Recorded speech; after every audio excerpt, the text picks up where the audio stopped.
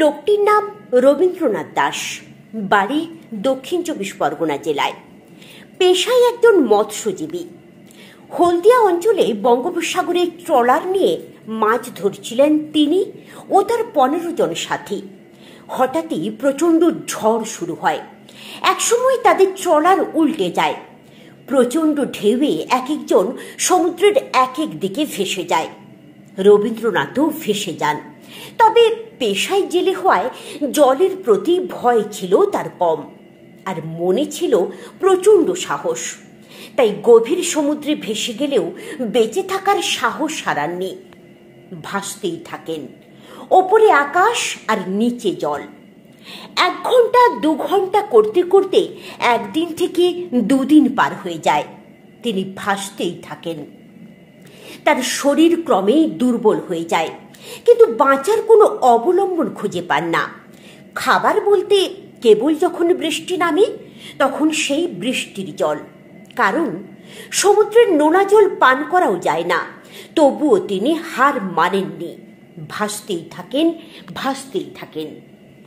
ভাসতে ভাসতে 5 দিন পার হয়ে যায়।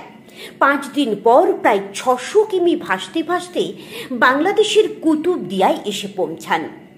তখন বাংলাদেশের জাহাজ এমভি জাওয়াদের ক্যাপ্টেন অনেক দূর থেকে তাকে ভাসমান অবস্থায় দেখতে পান।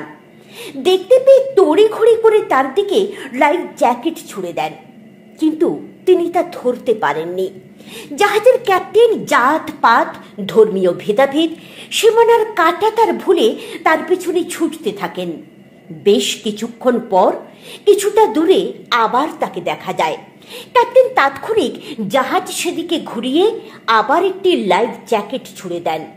এক পর্যায়ে রবীন্দ্রনাথ সেই লাইফ জ্যাকেট ধরতে পারেন এবং ধীরে ধীরে ওই জাহাজের দিকে আসতে থাকেন। জাহাজের কাছাকাছি আসলে ক্রেন ফেলে তাকে জাহাজের ওপর তোলা হয়। তাকে জাহাজে তোলার দৃশ্যটি জাহাজের একজন নাবিক ভিডিওতে ধারণ করেন। ওই ভিডিওতে স্পষ্ট দেখা যায় রবীন্দ্রনাথকে যখন সফলভাবে জাহাজে তোলা সম্ভব হয়, তখন ওই জাহাজের সকল নাবিকেরা খুশিতে চিৎকার করে ওঠে। একজন মানুষের জীবন বাঁচানোর আনন্দে তারা আত্মহারা হয়ে যায়। একজন মৃত্যুমুখের যাত্রীকে জীবন ফিরিয়ে দেওয়ার যে উত্তেজনা ওই ভিডিওটি দেখলে তা আপনিও অনুভব করতে পারবেন।